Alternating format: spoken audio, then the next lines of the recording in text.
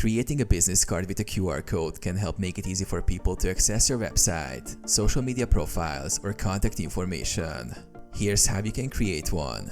Generate the QR code. Use a QR code generator to create the QR code. Input the URL or information that you want the code to link to. Download the generated QR code as an image. Design your business card. Open a design tool such as Canva, Photoshop, or Illustrator to create your business card.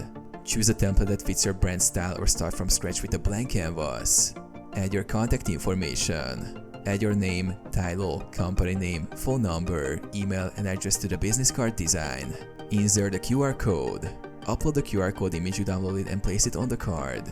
Typically, it's placed on the back or in the corner of the front side for easy scanning.